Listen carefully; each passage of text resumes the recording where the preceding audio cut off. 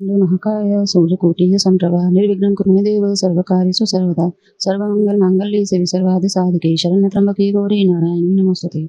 कृष्णाय वासुदेवाय गोविंदाय नमो नमः। तो भक्तों, अब हम श्रीमद् भगवत गीता जी का अध्याय 4 का स्मरण करते हैं, उसे श्रवण करते हैं और उसको सुनते हैं। चौथा अध्याय।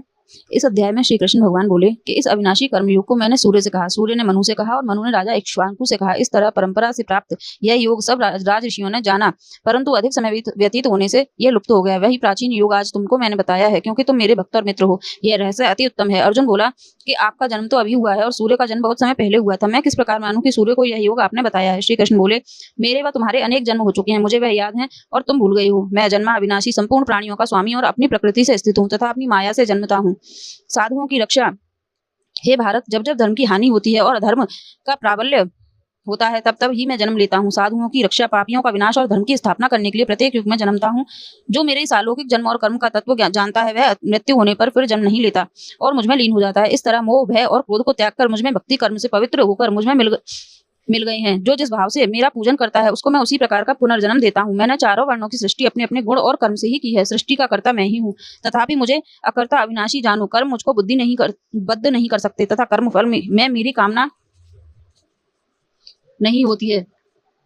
इस प्रकार जो मुझको पहचानता है, कर्मों के बंधन में नहीं पड़ता। इसी प्रकार समझाकर प्राचीन मुमुक्षुओं ने भी कर्म किए हैं, अतः पूर्व पुरुषों के पहले ही किए कर्मों को तू भी कर। हे अर्जुन, कर्म क्या है और उस कैसे किया जाता है, इसके विचार में विद्वानों की बुद्धि भी चकरा जाती है। उस कर्म का वर्णन मैं तुमसे करूंगा जिसके जानने से संसार के बंधन से छूटकर मोक्ष के भागी होंगे। कर्म, विकर्म और अकर्म तीनों को जानना आवश्यक है, क्योंकि कर्म की गति अति गंभीर है।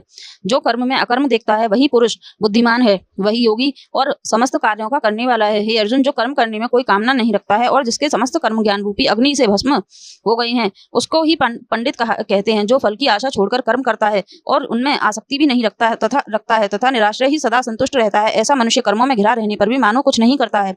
सब कामनाओं को त्याग मन और आत्मा को वश में कर संसार प्रपंचों से छूटकर केवल शरीर से काम करते हैं, वे भी कर्म बंधनों से संतापित नहीं होते। दैव योग से जो कुछ मिल जाए उसी में जो संतुष्ट रहता है, जो हर्ष शोक आदि द्वंद्वों से मुक्त है तथा किसी से ईर्ष्या द्वेष नहीं करता, कर्म की सिद्धि या असिद्धि में भेद नहीं समझता, वह कर्म करता हुआ भी उससे नहीं बनता। जो फल की इच्छा नहीं रखता, वह वासना से दूर हो गया है। ज्ञान में जिसका मन अचल है, जो यज्ञ के कर्म करता है, उसके सब कर्म लुप्त हो जाते हैं। हवन करने का पदार्थ भी ब्रह्म है, आहुति देने वाला भी ब्रह्म है। इस प्रकार जिसकी वृद्धि में सब कर्म ज्ञान में है, उसी को ब्रह्म प्राप्त होता है। कोई कोई कर्मयोगी देवताओं की पूजा करते हैं और कोई कोई ज्ञान योगी ब्रह्म रूप अग्नि में यज्ञ रूप से हवन कर परमात्मा का भजन करते हैं। कोई ऐसे हैं जो कि अपनी इंद्रियों को तथा सब कर्मों को संयम रूपी अग्नि में होम देते हैं और कोई कोई इंद्रियों रूपी अग्नि में इंद्रियों के रूप शब्द आदि विषयों को संयम रूपी अग्नि में होम देते हैं। कोई तो द्रव्य यज्ञ करते हैं, कोई तप यज्ञ करते हैं और कोई स्वाध्याय और कोई ज्ञान रूपी यज्ञ करते हैं। कोई प्राणायाम में तत्पर रहने वाले योगी प्राणवायु और अपान वायु को लय करते हैं। कोई आहार को निरंतर काम करते हुए प्राणों को होमते हैं। वे सब यज्ञ वेत्ता हैं, सनातन ब्रह्म को प्राप्त होते हैं और यज्ञ से ही इनके सब पाप नाश हो जाते हैं। जो यज्ञ में बचे हुए अमृत रूप अन्न को खाते हैं, वे सनातन ब्रह्म को प्राप्त होते हैं। हे अर्जुन, जो यज्ञ नहीं करते, उनको लोक परलोक दोनों ही नहीं मिलते हैं। हे पार्थ, फल सहित सब कर्म ज्ञान में ही समाप्त हो जाते हैं। उसी ज्ञान यज्ञ के तत्वदर्शी और ज्ञानी इस ज्ञान का लाभ प्राप्त करके तुमको ऐसा मोह फिर नहीं होगा।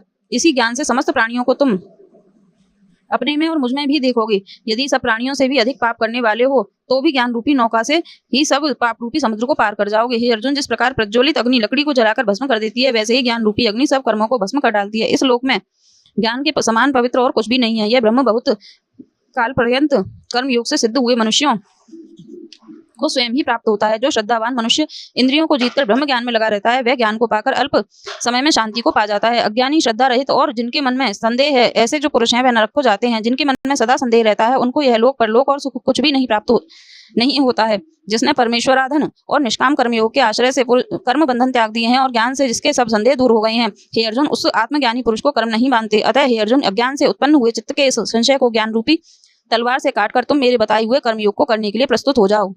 जय श्री कृष्णा, जय श्री राधे। तो अब ये चौथा अध्याय संपूर्ण हुआ। अब अगली वीडियो में हम सुनेंगे चौथे अध्याय का महात्म्य। राधे राधे।